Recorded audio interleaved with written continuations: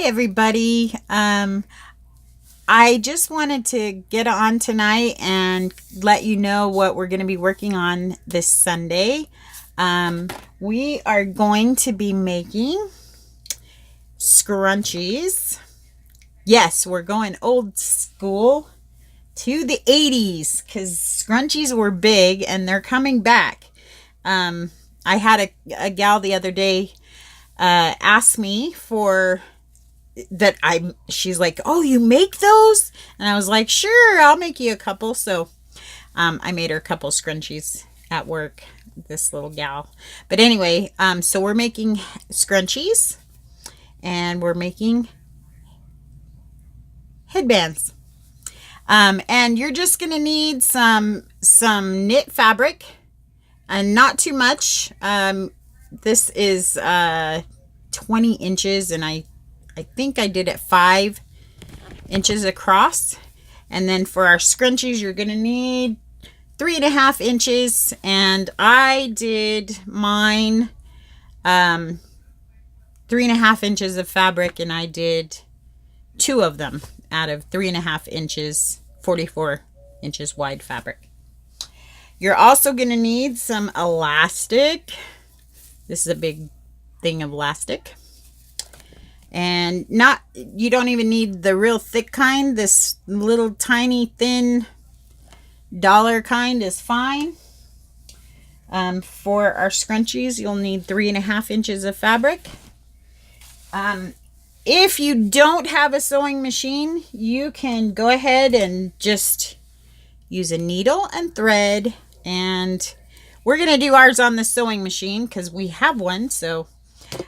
But my little girl out in Connecticut doesn't have one, so that might be something I need to get going on. Also, I wanted to talk about why I'm doing these YouTube videos. I talked a little bit about it, but I just turned 50 and I'm on the other side of the hill. And it's made me do a lot of thinking about what footprint I've left on this world and where, why am I doing these videos? I'm doing them for my children and for my children's children. I would give anything to be able to go back and crochet with my grandma who taught me. And I think my kids would give anything to go back in time and make grandma sauce right along with their grandma Perna. And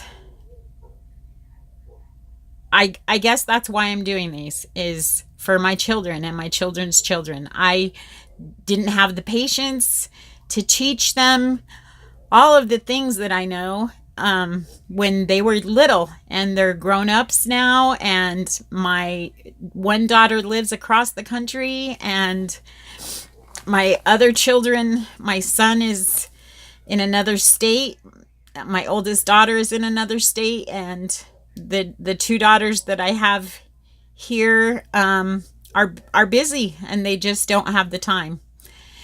Of course, they shop at my house whenever they need to do a crafty thing, which I love. I hope they never stop doing that because it's fun to, get their projects together too. But I think the biggest reason that I want to do these and have these out there is this is my legacy. This is what I have to leave to my children is the fact that I've learned a lot through my years. And I know, it may be silly to some of you to watch these tutorials, and maybe you know everything about crafting, and I don't know everything, but I learned to needle tat, and I learned to, embroider, and I learned to do cross stitches, and I may not be an expert in those things, but I want my children to have the basics, and I want them to know, what kind of cool things that you can make just with your 1.5 hands, which I as as a person with a handicap, I know that it's going to be a treasure for my grandchildren to see grandma working with her hand. And my grandma made me this quilt, and she did it with her 1.5 hand, and I think that's kind of a gift that I get to leave to my children and my children's children. So for your children and your children's children, leave them the gift of craftiness. And